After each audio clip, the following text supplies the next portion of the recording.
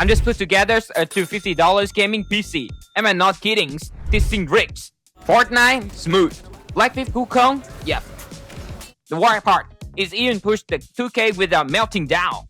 No grimmage, no fairy dust, just smart part and a little turnings. I'm honestly shocked is how far this bug has stretched. Stick around, because I'm going to walk through every component and I use and show exactly why this cheap little builds hit way above these weights. Before we start the build, just a quick head up. Price don't include shippings since that depends on when you buy it. And the setup is all about performance per dollars. I'm not chasing efficiencies and longevity here. Just raw FPS. If it's run hard, but it's run fast, that's a win in my book. First up, motherboards. For this build, I'm rocking an X99 DDR4, an OEM remake of original's 1Z boards. Don't let that scare you, truth. It's still packed with everything I need. An M.2 NVMe slot, plenty of USB ports, and solid build quality for the price. Sure, it doesn't have any onboard display output, but honestly, who cares? If you're gaming, you'll be running a dedicated GPU anyways. And the best part, I picked this board up just for $29 on AliExpress. An absolute steal for what it's offered. Of course, with the LGA's 2011 sockets on the X99 boards, I have to go with the Xeon E5 V4 chip. If you've seen my previous video, you will remember when I compared the E5 2680 V4 to the Intel E5 12400F. And honestly, in gaming, it's held up way better than you expect. It's got a massive 35MB of L3 cache compared to just 80MB of the E5 12400F. Sure, the clock speed isn't crazy, hovering between 2.4 and 3.3 GHz. But for $30, I could say no. It's an absolute sweet per CPU for buckets built like this. To keep the CPU cool, I'm just going with a basic air cooler. Nothing fancy, the game I'm running won't even come close to maxing this chip out anyways. I picked up a used cooler for $7 and honestly, it's more than enough to handle the Xeon without breaking a sweat. Since RAM prices are climbing right now, I decided to keep it simple.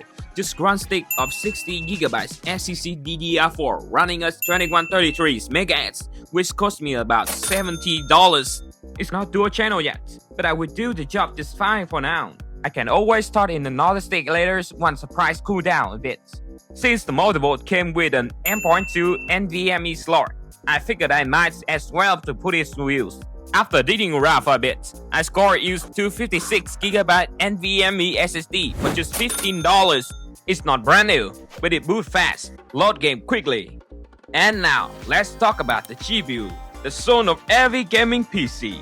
For this build, I'm resuming the Radeon MI50, the same card I tested in my previous video against the RTX 3060, and surprisingly, it's held its own pretty well, but that with a much stronger CPU.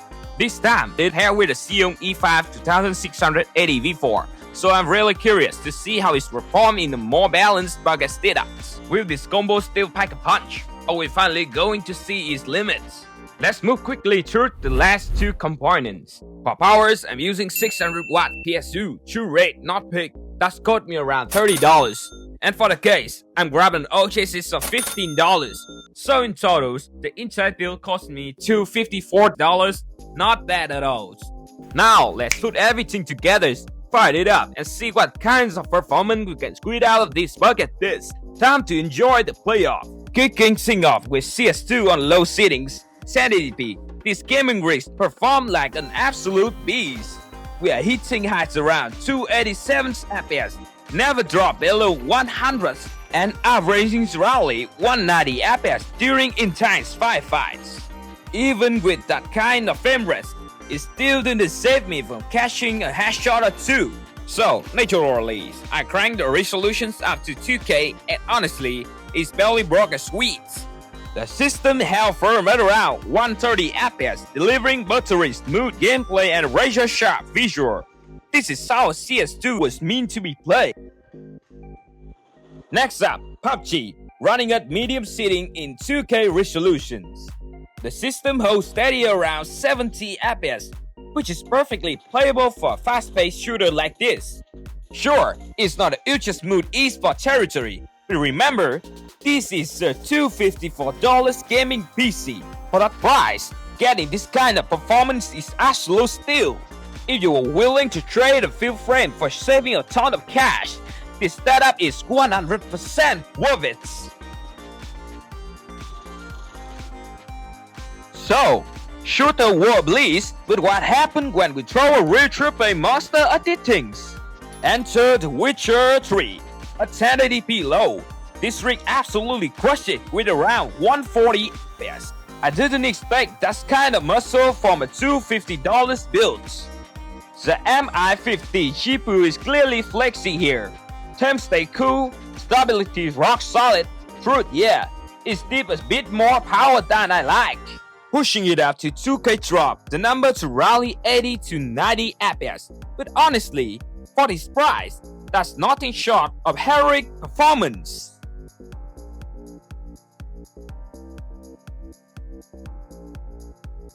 At 1080p low, Black Myth Wukong runs surprisingly well, averaging around 98 FPS, smooth and consistent even during heavy combats. Sure, you're not getting the ice candy visual, but gameplay feels clean and responsive. No shutters, no major dips. Once I crank it up to 40p, the system starts to sweat a little, dropping to about 65 FPS.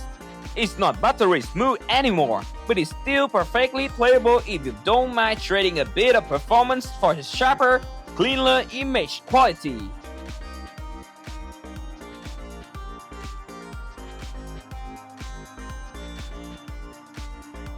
Jumping back into shooter, Fortnite.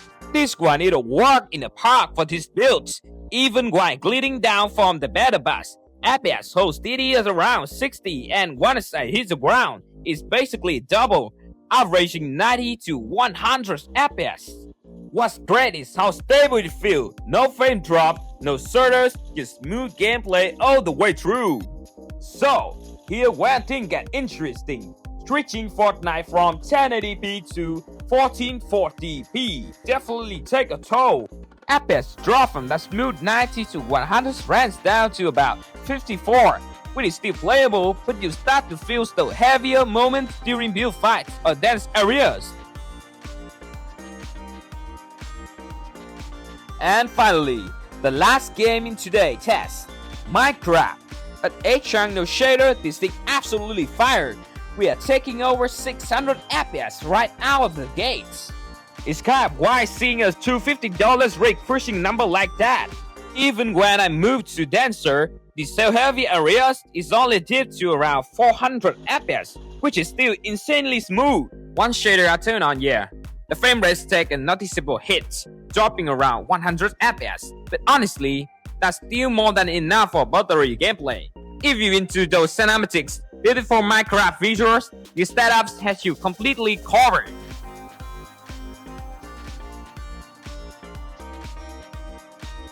And that's worth it up for this $254 gaming build. Honestly, not bad for the price at all. It's absolutely delivers when it's come to raw performance, but it's not perfect. Power draw is on high side, upgrade options are limited, and while the FPS number look great on paper, they are not always perfectly stable in real gameplay. The MI50 GPU deserves credit. It's a beast for money, but yeah, those driver quick can be a real headache sometimes. Still, for a bucket rig, this thing punched way above its class. If you got a better build ideas around the same price, drop in the comments. I'd love to see what you come up with. Thanks for watching, and I will catch you in the next one.